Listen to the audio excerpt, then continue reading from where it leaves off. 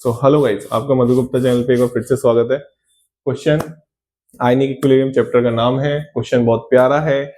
ये जब भी अमीन के बेस अमीन को हम लेके क्वेश्चन सोल्व करते हैं ना जनरली बच्चों को दिक्कत आती है, क्योंकि जो भी बेस का क्वेश्चन आता है ना, जैसे हम बोलते हैं MgOH का होल ट्वाइस या OH जिसमें होता है NH4OH जिसको हम बोलते हैं, लेकिन जब भी ये अमीन आता है ना तो बच्चों को रिएक्शन लिखने में बहुत दिक्कत आती है। तो आइए मैं आपको रिएक्शन लिखना सिखाता हूँ। आइए तो देखो, जब भी अमीन आता है ना, जनरल लिख रहा हूं पहले मैं, ठीक है, फिर इथाइल भी ले लेंगे अपन, या इथाइल से समझ लो, इथाइल की जगह मिथाइल भी हो सकता है, कुछ भी हो सकता है, ठीक है ना। चलिए तो यहाँ पे हम इथाइल अमीन ले रहे हैं। क्वेश्चन आपको मैं पढ़ा दूं। इफ 1 मिली, ये स्मॉल m है ना, मिली इसका मतलब मिली है, milli molar solution of ethyl amine produces pH बराबर 9, then the ionization constant Kb obviously of ethyl amine is, ionization constant पूछा आपसे, वैल्यू ऑफ x आपसे इसकी वैल्यू पूछी गई है, ठीक है ना। चलिए, the degree of ionisation of ethylamine can be neglected with respect to unity, question ने खुद नहीं बोल दिया, और क्या ही चाहिए हमको, है ना। चलिए तो आप इसकी रिएक्शन लिखना आना चाहिए आपको। इसको आप ऐसे लिख सकते हैं C2H5NH2 इथाइल अमीन। अब आप ध्यान से सुन लेना मेरी बात, इसको है ना कभी भी लिखते हैं ना जो ऐसे लिखते हैं, अच्छे से सुन लेना बेटा, अच्छे से, बहुत अच्छे से सुन लेना। जो भी अमीन का क्वेश्चन आया ना वो आपका गलत नहीं होना चाहिए। अब सीधे सिंपल सी बात इतनी सी है, H+ ले लिया इसने और क्या रिलीज कर देता है ये OH-। ऐसे ये बेस की तरह बिहेव करता है, क्योंकि जो देखो जैसे NH4OH का क्वेश्चन आता तो आप क्या लिख देते हैं NH4 + OH-, लेकिन इसमें OH- नहीं दिखता ना, तो इसमें थोड़ी सी आंखें अपने को और अंदर देनी पड़ती है कि भैया इसको इस तरीके से लिखा जाता है।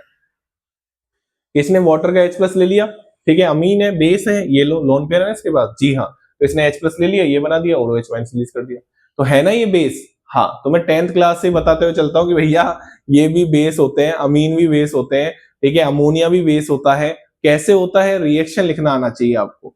रिएक्शन लिखना नहीं आएगा, जैसे जेईई एडवांस में इथाइलिन डाइअमाइन से क्वेश्चन पूछ लिया था, तो इथाइलिन डाइअमाइन में 2 NH2 थे, ठीक है, अब इसमें 1 NH2 है, तो यार रिएक्शन अमीन की लिख के आना चाहिए आपको। ये मैंने सिखा दिया आपको, ऐसे लिखते हैं ये जर्नल। आप इस C2H5 की जगह कुछ भी ले लीजिए, रिएक्शन ऐसे लिखी जाएगी।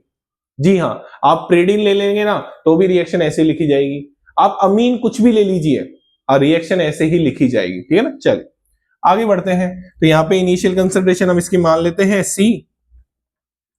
इनिशियल कंसंट्रेशन हमने मान ली इसकी कितनी, C, ठीक है। इक्विलिब्रियम पे क्या हो जाएगा, C- क्या हो जाएगा, C-अल्फा, C- C-अल्फा, जिसको मैं इस तरीके से भी लिख सकता हूं, किस तरीके से, C × 1 - अल्फा, कोई दिक्कत वाली बात नहीं है। ये क्या हो जाएगा आपका C-अल्फा, और ये भी क्या हो जाएगा आपका C-अल्फा। ये तो यार ये करना आना चाहिए। देखो इसमें मैं ऐसे नहीं कि C- C-अल्फा, यहाँ पे C-अल्फा बनेगा, यहाँ पे C-अल्फा बनेगा।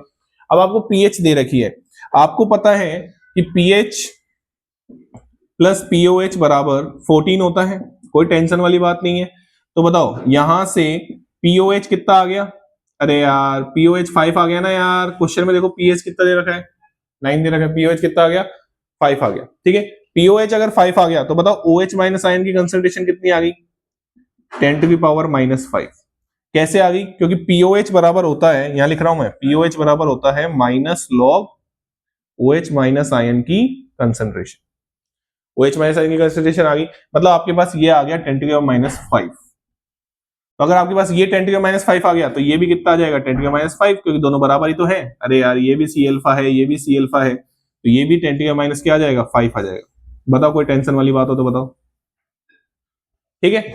अब देखो इसको आप ध्यान से, ये जो 1 - अल्फा है ना, वो क्वेश्चन ने खुद ने बोल रखा है कि भैया आप 1 - अल्फा को लगभग क्या मान लो, 1 मान लो, तो मान लो 1, तो ये किसके बराबर हो जाएगा, ये बराबर हो जाएगा किसके, C के, और C कितना है क्वेश्चन के अकॉर्डिंग 10⁻⁻3। अरे देखो ना यार 1 मिली मोलर है ना यार, 1 मिली मोलर का मतलब क्या होता है 10⁻³ मोलर।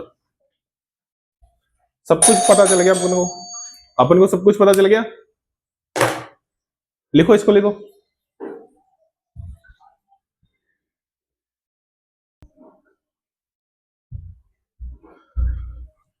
Sorry for disturbance. तो लिख लिया होगा आपने, ठीक है। चलिए आगे बढ़ते हैं।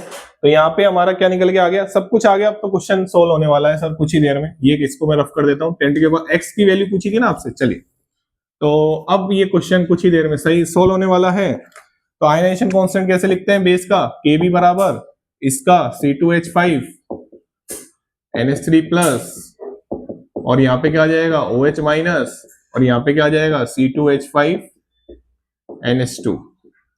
सब कुछ पता है आपको। H2O नहीं लिखा सर आपने, H2O भैया यहाँ पे सॉल्वेंट है, और सॉल्वेंट का एक्टिव मास कितना होता है, 1 होता है। ये मैंने पहले भी वीडियोस में बता रखा है। एक्वस है, ये सॉल्वेंट की तरह बिहेव कर रहा है, इसको मत लिख देना, ठीक है ना। चलिए, तो यहाँ पे अगर हम ध्यान से देखें तो ये कितना है 10⁻⁵, ये कितना है 10⁻⁵, और ये कितना है 10⁻3।